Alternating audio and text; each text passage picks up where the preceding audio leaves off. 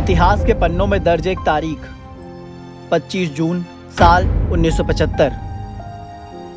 यही वो दिन है जब देश में आपातकाल लागू कर दिया गया था। इमरजेंसी को पूरे 48 साल बीत गए।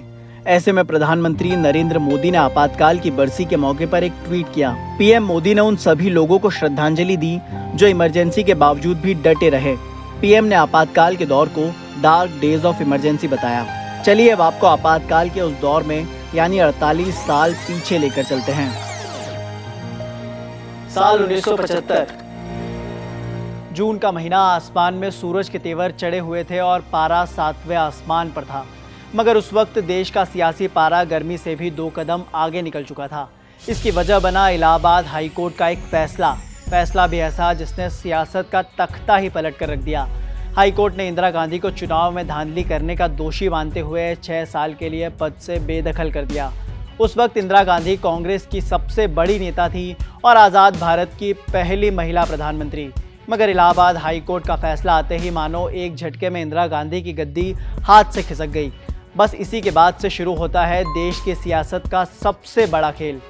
इंदिरा ने हाई कोर्ट के फैसले को मानने से इनकार करते हुए सुप्रीम कोर्ट का दरवाज़ा खटखटाया। इसके बाद 25 जून को आपातकाल लागू करने का ऐलान कर दिया। ऑल इंडिया रेडियो पर प्रसारित अपने एक संदेश में देश की तत्कालीन प्रधानमंत्री इंदिरा गांधी ने कहा, जब से मैंने आम लोगों और देश की महिलाओं के फ़ायदे के लिए कुछ प्रगतिशील कदम उठाए हैं, तभी से मेरे खिलाफ गहरी साजिश रची जा रही थी। ये सब क्यों हुआ, क्या था ये केस, सब जानेंगे। लेकिन शुरुआत 12 जून से करते हैं। आज से ठीक 48 साल पहले गुरुवार का वो दिन इंदिरा के लिए बुरी खबर का दिन था। अदालत खुलते ही इलाहाबाद हाई कोर्ट के जजों ने 4 साल से चल रहे केस में फैसला सुनाया। केस साल 1971 में हुए लोकसभा चुनाव का था। चुनाव में इंदिरा गांधी के सामने राजनारायण थे, जिन्हें चुनाव में शिकस्त झेलनी पड़ी। राजनारायण ने हाई कोर्ट में चुनाव परिणाम को चुनौती दी। दलील थी कि इंदिरा गांधी ने चुनाव में सरकारी मशीनरी का दुरुपयोग किया, तय सीमा से ज़्यादा पैसे खर्च किए, साथ ही वोटर्स को रिझाने के लिए गलत तरीकों का इस्तेमाल किया।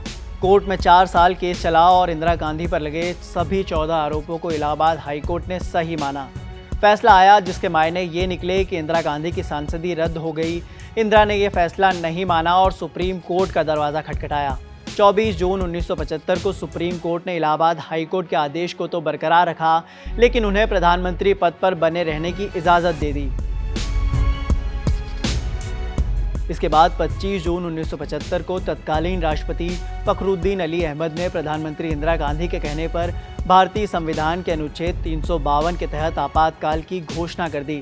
यह आपातकाल 21 मार्च 1977 तक यानी कि 21 महीने तक रहा। आज़ाद भारत के इतिहास में इसे सबसे विवादास्पद फैसला माना गया। साथ ही इसे भारतीय लोकतंत्र का काला अध्याय भी कहा जाता है। आपातकाल का असर ये हुआ कि चुनाव स्थगित हो गए, नागरिक अधिकार समाप्त हुए तो मनमानी होने लगी। पुलिस ने इंदिरा गांधी के राजनीतिक विरोधियों को जेल में डाल दिया। प्रेस की आज़ादी पर प्रतिबंध लगा दिया गया। सही खबरें मिलना बंद हो गईं। इंदिरा के बेटे संजय गांधी के नेतृत्व में बड़े पैमाने पर पुरुष नसबंदी अभियान भी चलाया गया। यहाँ तक कहा जाता है कि इमरजेंसी के दौरान इंदिरा गांधी ने अपनी मर्जी से कानून लिखना शुरू कर दिया और उन्होंने अपने खिलाफ लगे सभी आरोप नए कानून पास कर हटा दिए। संविधान का 42वां संशोधन यही कहानी बयां करता है। इंदिरा सरकार के पास उस समय लोकसभा में 2/3 बहुमत था, जिसका उन्होंने बखूबी फायदा उठाया। आपातकाल लागू होते ही इंदिरा गांधी के खिलाफ विरोध की लहर तेज होती गई। असर ये हुआ कि इमरजेंसी लागू करने के करीब 2 साल बाद इंदिरा गांधी ने लोकसभा को भंग कर चुनाव कराने की सिफारिश की। हालांकि फैसला कांग्रेस के लिए घातक साबित हुआ। खुद इंदिरा को अपनी सीट रायबरेली गंवानी पड़ गई। जनता पार्टी बहुमत के जादुई आंकड़े के साथ सत्ता में आई और मोरारजी देसाई प्रधानमंत्री बने। यह ऐतिहासिक इसलिए भी रहा क्योंकि 30 साल बाद देश में गैर कांग्रेसी सरकार बनी थी।